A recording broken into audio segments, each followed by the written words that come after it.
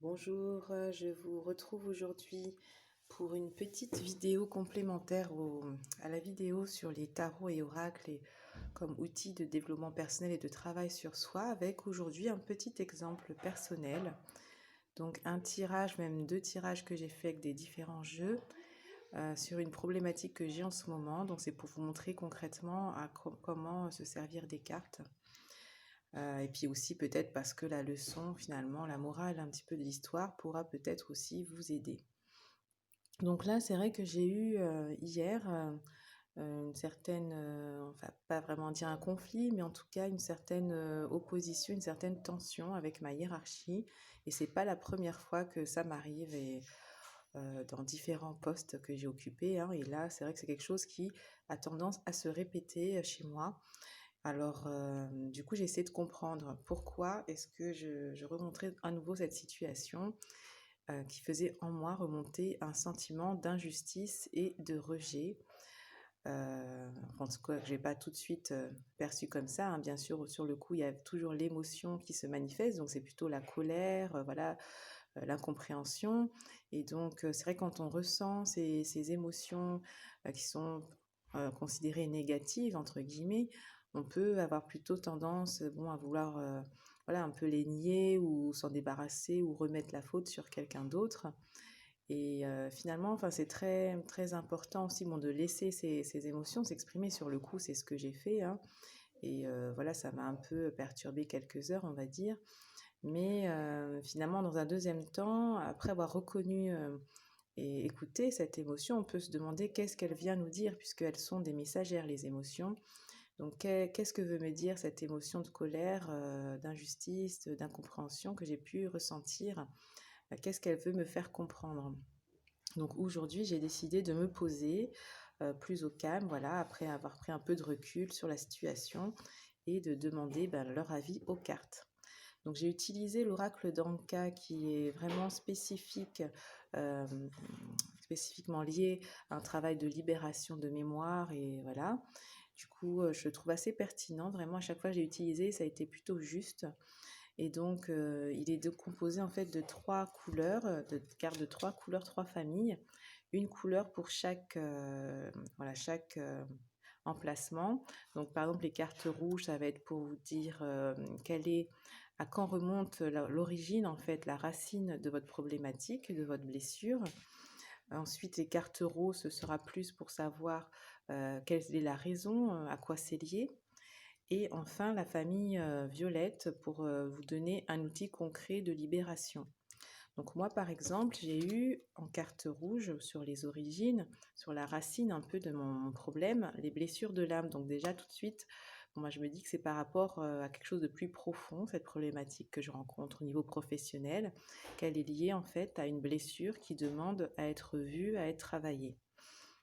Donc ensuite, je vais aller préciser donc de quoi il s'agit exactement. Et là, c'est là que j'ai eu le sentiment de rejet. En effet, souvent dans ces situations-là, en fait, je me sens un petit peu non reconnue, rejetée, enfin en tout cas pas appréciée ou pas traitée à ma juste valeur et que finalement peut-être je cherche à chaque fois l'approbation ou la reconnaissance que je n'obtiens pas et que je vis comme un rejet lié aussi à toutes mes problématiques autres hein, que j'ai eues durant l'enfance. Et le choc émotionnel, en fait, les deux cartes sont sorties, donc je les ai gardées. Donc c'est lié, on voit, à quelque chose lié au cœur aussi, hein, au fait de ne pas peut-être s'apprécier vraiment à sa juste valeur, de ne pas être apprécié à sa juste valeur. Enfin, en tout cas, il y a quelque chose lié aux émotions, lié voilà, un traumatisme, quelque chose que j'ai eu à une période qui est lié à mon âme, à mon histoire d'âme, à mon chemin de vie. Et donc, ce sont des choses que cette situation vient mettre en lumière. Et pour la libération, on me conseille de travailler sur mes chakras. Donc, ça peut être soit d'aller faire une harmonisation globale, plus sur un des chakras. Et du coup, j'ai utilisé mon oracle des chakras pour aller préciser les choses et j'ai eu la carte du chakra sacré lié à l'argent, notamment à la générosité, l'abondance, voilà, le pouvoir, les finances. Et c'est vrai que ça m'interpelle parce que je me dis, comment est-ce que je gagne mon argent? Comment Voilà, donc comment je me positionne par rapport à ça? Gagner ma vie, gagner mon argent, qu'est-ce que je suis prête à faire pour ça? Qu'est-ce que je suis prête à accepter? Voilà, quelle est ma voilà, comment est-ce que je me perçois par rapport à cette thématique qui peut être du coup liée au professionnel? Hem et c'est vrai que tout se met un peu en place, tout s'imbrique en fait, puisque moi, avant d'avoir, cette situation, cet épisode un peu de conflit, j'avais tiré une lettre hébraïque qui me parlait justement de réunir aussi 2 parties de moi afin de s'élever et de affronter les obstacles. Sur le coup, je ne voyais pas trop de quoi il s'agissait. Faire face aux difficultés pour pouvoir ensuite s'élever et quelle est la force, quel est, l'objectif, le but de ma motivation, qu'est-ce que je veux dans la vie? Et ensuite, il s'est passé ça. Et justement, également, la veille, j'avais créé un petit produit énergétique, un petit parfum pour la libération des mémoires parce que je sais que c'est quelque chose que j'ai à travailler pas mal et notamment justement sur la thématique aussi de l'argent, de la réussite, des ressources, d'être voilà, payé à sa juste valeur, accepter de recevoir. Et donc, j'avais créé ce petit produit pour m'aider. Et voilà, et justement, bah, ça va pouvoir m'aider au niveau là de la libération, harmonisation des chakras. Je vais pouvoir utiliser aussi mon spray, travailler concrètement sur mon chakra sacré. Donc je pense que je vais me faire des auto-traitements. Je vais aussi exprimer du coup mes besoins, puisque le chakra sacré, c'est ce qui nous demande. Vivre mes passions, me faire plaisir, penser à moi, me reconnecter à ce qui me fait vibrer, à ce qui me motive et y aller. Donc prendre du coup des actions, des décisions concrètes dans ma vie pour aller en ce sens. Et j'ai demandé également un conseil à mes ancêtres et à mes anges, et j'ai eu la carte du chaman qui me dit de croire en mes forces intérieures et mes plus hauts potentiels, et que voilà, que c'est une carte qui vient m'interpeller également sur mes capacités, sur tout ce que je peux apporter, mais aussi qu'il faut que je fasse confiance à l'univers. Il y a cette notion un petit peu de roue, de cycle, voilà, aussi de temps. Et, euh, et voilà, de faire confiance finalement à ce que l'univers a prévu pour moi et de ne pas toujours remettre un peu au lendemain comme je fais finalement à chaque fois. Et finalement, je change d'univers professionnel, je change de supérieur, mais je retrouve les mêmes situations pour un peu me faire comprendre aussi que est-ce que c'est vraiment ce qui me motive dans la vie? Est-ce que c'est comme ça que je veux gagner ma vie? Est-ce que c'est ce que je souhaite faire? Est-ce que j'ai pas aussi un autre chemin peut-être à aller explorer? En tout cas, c'est comme ça que je l'interprète. Et du coup, pour cela, me faire confiance et ne plus vivre par rapport au regard des autres, à ce que je cherche comme reconnaissance, mais vraiment aller me reconnecter à mes besoins profonds et aussi continuer bien sûr le travail sur moi. Alors je voulais vous montrer le deuxième tirage que j'ai fait, donc cette fois c'était avec le tarot de la magie verte.